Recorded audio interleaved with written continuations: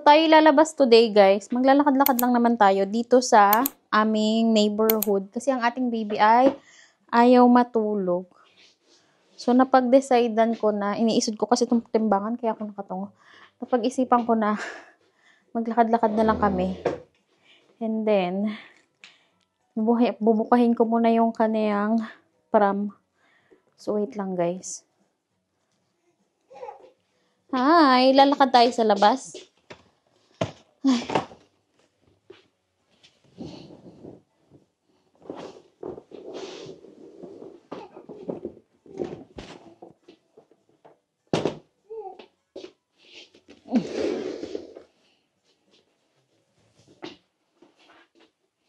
Aray ko.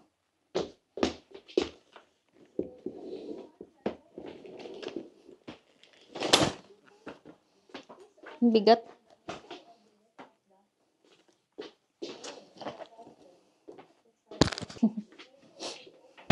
So, lalagyan ko lang guys ng coat ang ating baby. Dito ko na siya ilalagay.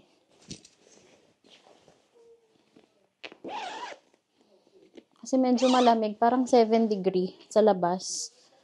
Kaya kailangan niya pa rin mag-coat. Halika na! So, busog naman siya guys. Kaya hindi na tayo magdadala ng milk. Halika na. Ayaw mong matulog ah?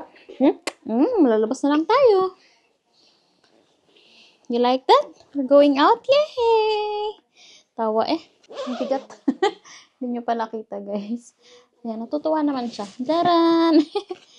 You're so sleepy na oh, and then you don't want to sleep? Ah, you want to walk? It's gonna be cold. Yes. So, magsasaks lang ako.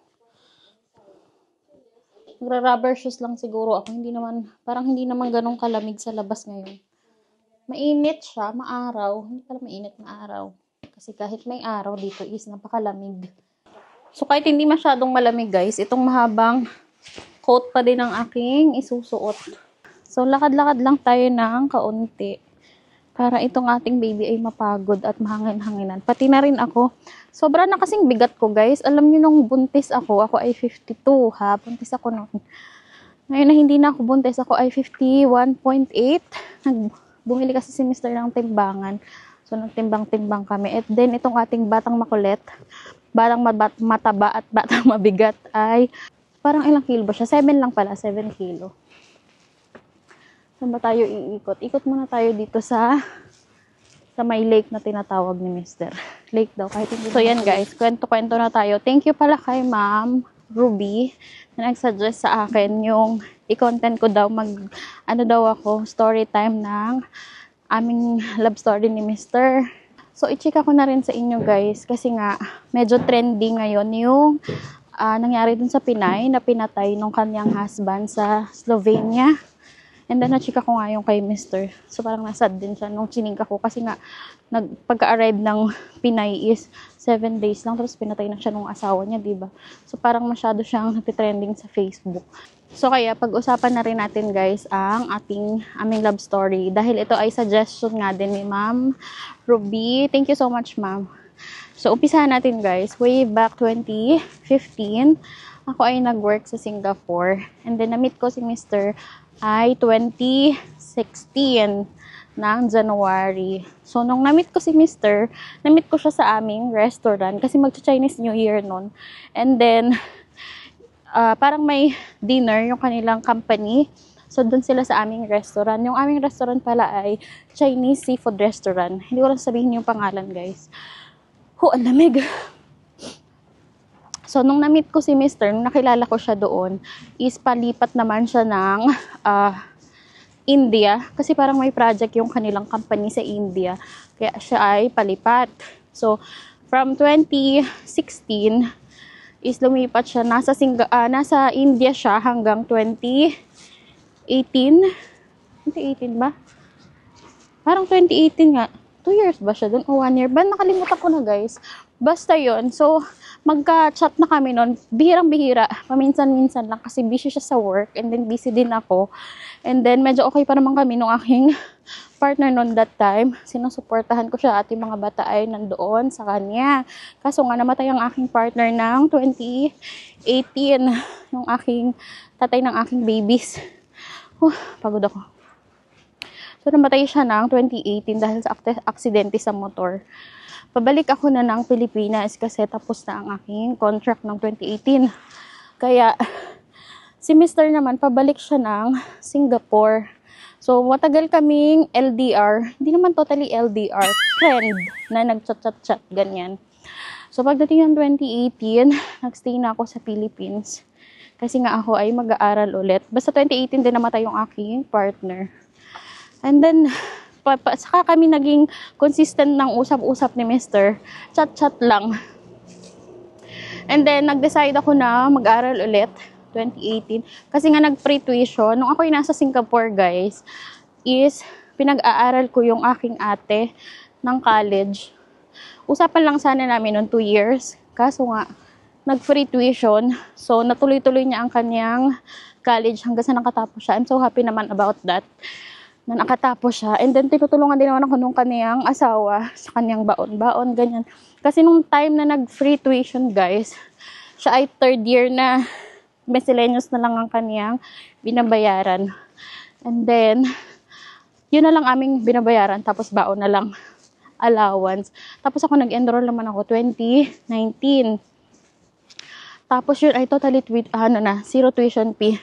So, ayun nga guys, matagal kaming LDR ni Mr. Nag-uusap-usap. Talagang naging kami na is 2020 lockdown. So, parang na-lockdown siya sa Singapore.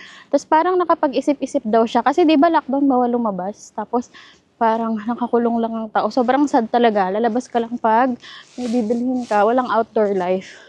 Kaya itong si Mr. napag-isip-isip daw niya na ang hirap talaga daw palang maging single at mag-isa sa buhay. Kaya naging kami na noon, 2020 na. Tapos naging consistent yung usap namin. Bumalik siya ng UK. Tapos tinatanong niya na ako ng, will you marry me, ganyan. So, hindi pa ako makapag-decide. Parang ayoko pa. Kasi hindi ko pa nga siya nakikilala ng maayos. So, bago kami nagpakasal, guys, nakilala ko siya ng 2016. Tapos, LDR kami ng simula 2020. Actually, 2018 kasi kami naging consistent na mag-usap. Tapos naging kami 2020, 21, 22, 23. So, 3 years kaming LDR. 2023 kasi siya. Ay, hindi, 2022 siya ng December. Pumunta ng Philippines. Ang kasama muna kami ng matagal sa Philippines. Tapos kami nakapag-decide na lumipat dito sa UK. So, dito sa UK kami ay 1 year na. Hinahapo ako, guys. Kahit ang lamig-lamig, natulo na ang aking sipon. So, ayan. So, matagal kami ni Mr. na LDR, 3 years. At saka, isa pang factor sa amin, hindi kami nagkakilala online. Na-meet ko siya personally. And then, yun nga lang, matagal kaming hindi nagkakasama or hindi kami masyadong nag-uusap. Simula sa 2016, isang buong 16, 17, 18. So, 3 years kaming, hi, hello, how are you? Ganun lang. Ako, hinapo talaga, guys, sa ating lakad na ito. So, tayo umuwi na. Dahil ang ating baby ay tulog na, guys. Papakita ko sa inyo ang itsura ng ating baby. Ayan ang ating baby. Nakatulog na rin siya sa wakas. Kasi kanina, ayaw niyang matulog. Nag-milk, busog naman. So, ayan, borlog siya ngayon. Diba? Sarap ng tulog niya. Ang ganda ng sikat ng araw. Sarap pang maglakad sana. So, lakad pa tayo ng konti, guys. Dito lang sa harap ng bahay. Ako nasisipon. So, ngayon is maaraw. 7 degree. Malamig pa din. Pero tolerable na yung lamig niya. Siguro naka-adjust na rin ako. Unlike nung ako'y dumating dito na hindi ko talaga gugustuhin lumabas, guys. Pipilitin pa ako ni Mr. bago ako mayayang lumabas kahit sa pag-grocery lang. Dito na tayo sa bahay, guys. Ang ating baby ay gising ulit siya. Papasok pa lang kami ng pinto ay nagising na siya. Hello. Baba natin yan. So, sasaglit lang yung kanyang idlip. Parang 20 minutes lang. Hi, pretty. Kabila, alisin natin yung belt.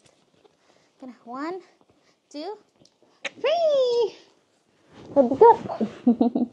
So, alisin na natin yung iyong coat. Ang bigat. Ang laki na niya.